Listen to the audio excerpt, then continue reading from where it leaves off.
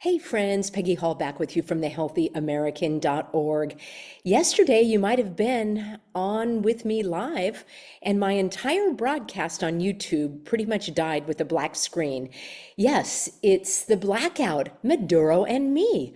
I was saying, look at all these images of Maduro with several changes of clothes, all these strange gestures that make it look like Freemason fingerprints all over this operation, but sadly, you couldn't see anything because I had forgotten to hit the share screen button on my video. As I came to the end of the broadcast, I hopped on over to see the live comments, and that's when I discovered my mistake. And my savvy viewers said, Peggy, it looks like these blackouts are all the rage currently, referencing not only my black screen, but also the Trump's alleged total blackout of Caracas, or was it the entire country of Venezuela during the Delta raid on Maduro's compound? Now be sure to watch my previous video where I did a deep dive and I raised questions all about this entire operation. But all's well that ends well. I was able to quickly show a few of the photos I was referring to, and then I promised that I would do another live stream for you, and that's what I've got here. So can you do me a favor? If you see some strange images, and I'm sure you have seen them, of Maduro, would you email me support@thehealthyamerican.org? I'm particularly looking for things that don't add up, because as I explained in my previous video here, there's more than meets the eye. And I, for one, have an inkling that this entire Maduro raid was basically a made-for-TV movie, as most of the mainstream merry-go-round stuff is. And in the deep dive, we looked at what some people were drawing the parallels between what happened in Panama more than 30 years earlier, and I debunked that. I briefly talked about the oil angle and why the oil that is in Venezuela is not that highly sought after because it's very thick, it's sludgy, it's kind of like tar, it's difficult to process and extract and refine. And then we looked at the often predictability of foreign affairs and why I'm personally interested in them with my background in international relations and so forth. And then why Trump is saying America first, but he's going after Venezuela, probably Colombia, Cuba, Mexico, Greenland. And then we looked at the alleged Venezuelan ties of corruption and fraud in the 2020 election. And as I say, I explained why I'm skeptical about what we're told is happening and what could be coming next. So I'm not going to talk about any of that in this broadcast. We are going to do a slideshow. So here we have the slideshow, and I would like to know, what is this weird thing that Maduro has on his head? Do you wear a hat like that? It, strange to say, looks like a pair of men's underwear. It's very bizarre that he has this on. What's even more bizarre is he looks pretty chipper. And so does this person who's wearing a DEA jacket. I can't tell you that, I can't say if he is a DEA agent, but he certainly doesn't look all that concerned, and neither does Maduro. Take a look at the gestures here, the thumbs up, the two fists. We're going to be breaking that down. Now, it seems to me that there are these Freemason gestures all over the place. That's why I call it the Freemason fingerprints. Out of all the images that could be shown, we're shown these images with these well-known occult gestures. Now, let me repeat that not every gesture, not every symbol, not every sign, not every color, not every word, not every number is inherently evil or used for signaling something.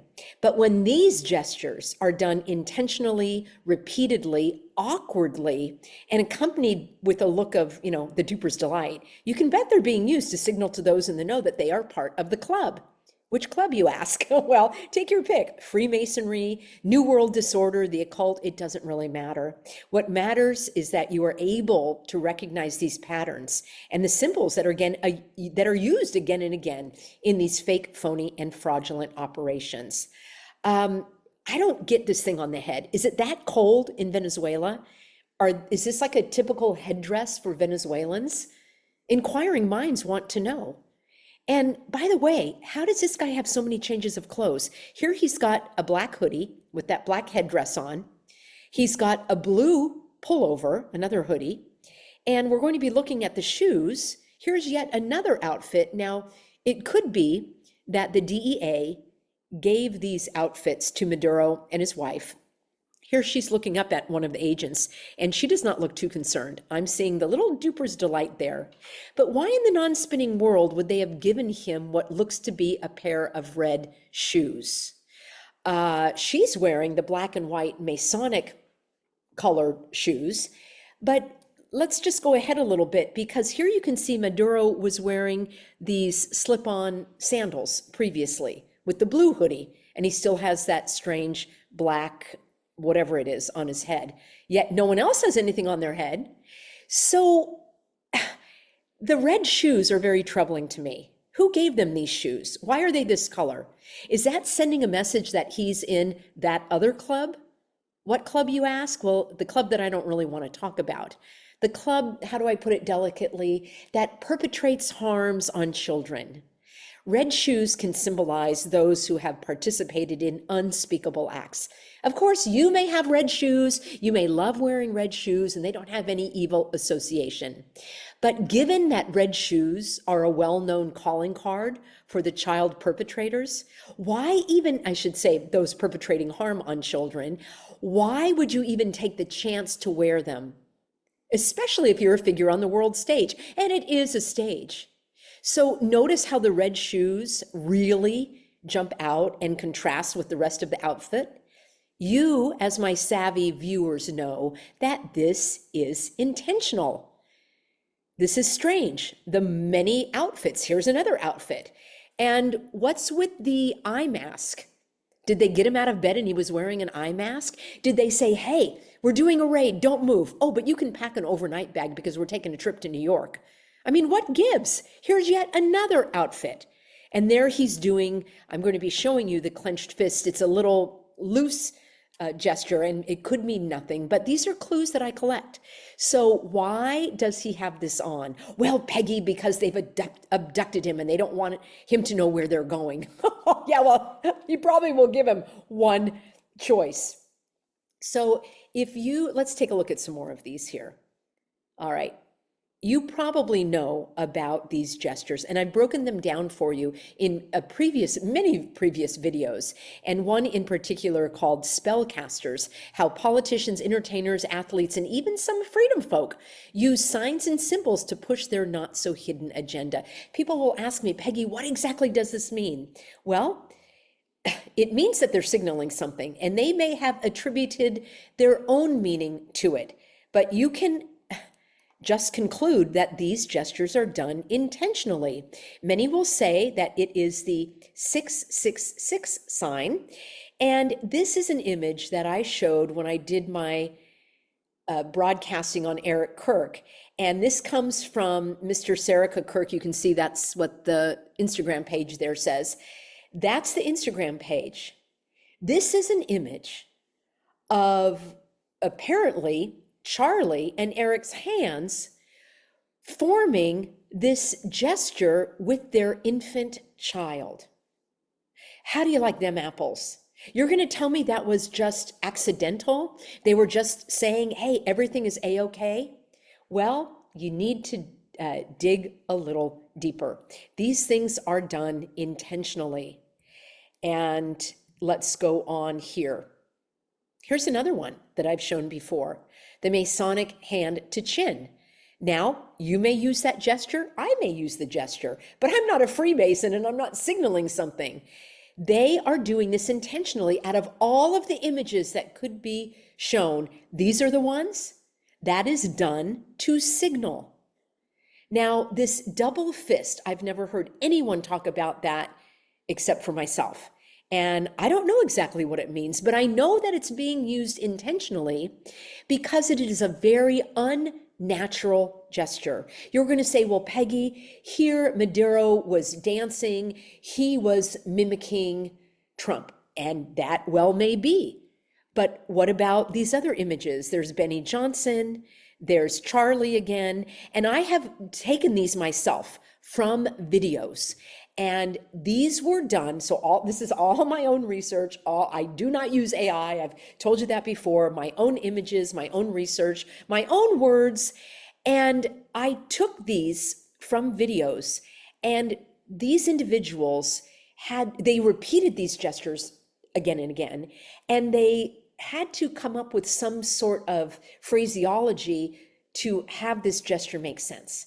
So I noticed patterns and I started to collect this, and I find it very strange. This one you probably know because it's a very well-known one, the pyramid pose. This now I did take when I did a search on Maduro's appearance in court, and all we get are sketches. I have not seen any actual photos. I guess they're not allowing any cameras in the courtroom.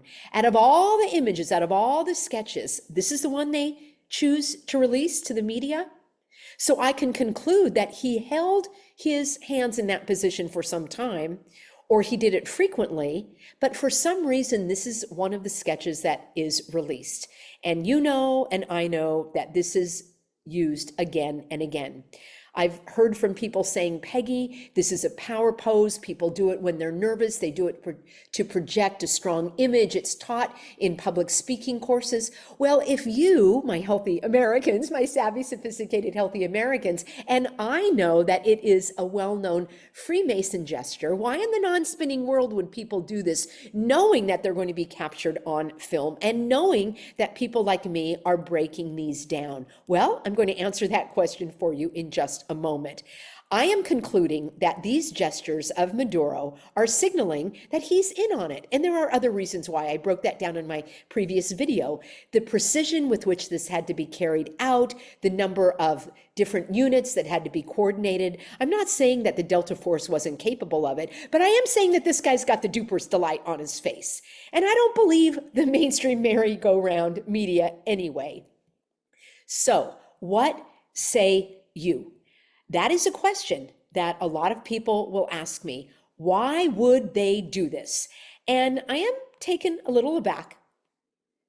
We'll take a look at your comments in just a moment when people ask me this, because my question is, why wouldn't they do this? And I've done previous videos on this and Substacks for you that are called, Why Would They Do This? And again, I break down how can they all be in on it?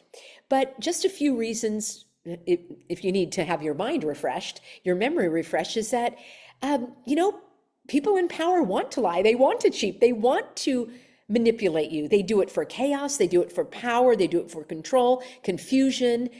We know that there are nefarious forces at work that want to depopulate the population. They want to institute the New World Disorder, as I call it.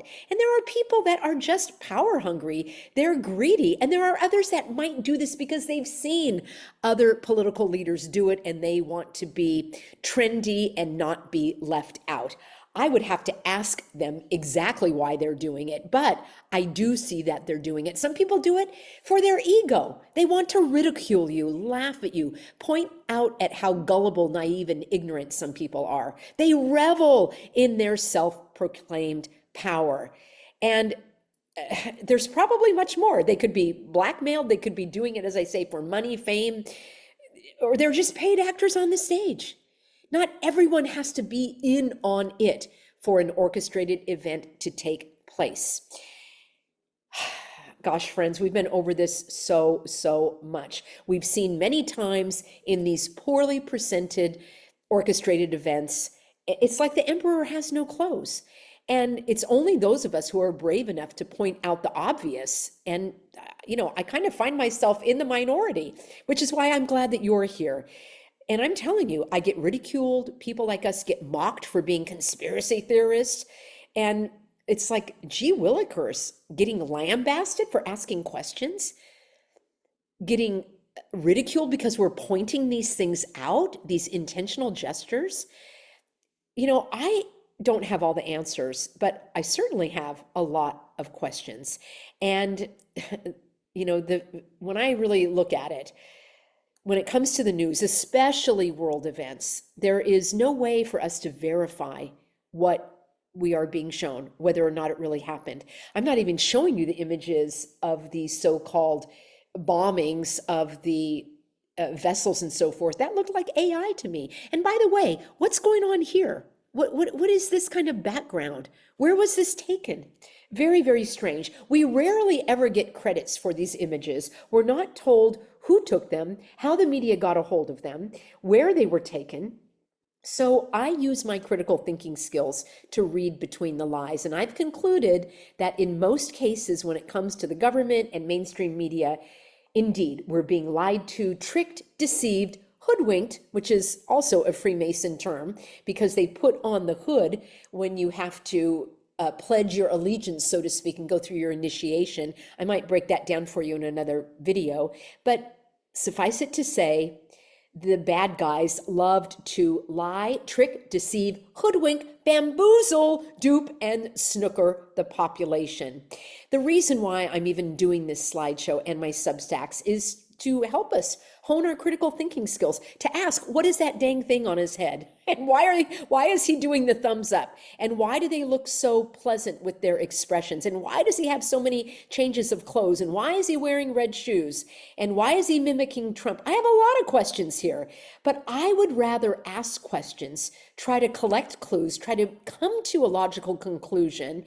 And I'd rather be aware of what's going on than just fall for it.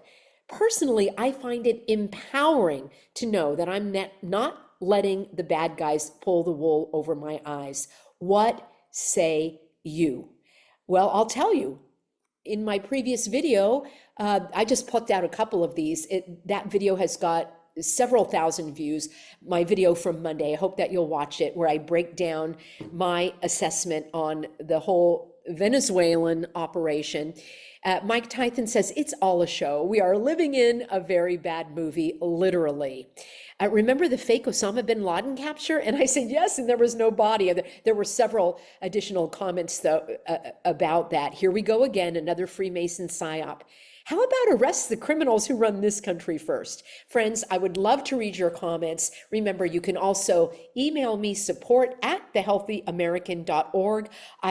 I have done a write-up for you on my Substack, peggyhall.substack.com. So you can get my Substack with all of the details on the Trump's invasion of Venezuela, what no one is talking about. You can also take a look at my previous Substacks, how and why I expose the psyops. I give you sort of a checklist. I've got another one, how to spot the psyops. That one actually has the checklist. Why would they do this? I break that down for you in another video. I've got my Substack and video all about the spellcasters, and there's even more than what I shared with you here. And of course, my latest Substack here, Blackout for Maduro and Me. So that is all over at peggyhall.substack.com, and I look forward to seeing you in my Friday broadcast, which is over at my Living Swell channel. We're going to leave the headlines behind. We're going to take a break from all of this hogwash, and we're going to focus on you and how to, for Friday, I'm going to be talking about how to focus less on goal setting and more on soul getting. So if that intrigues you, join me 4 p.m. Pacific over at my other channel, and I will see you then.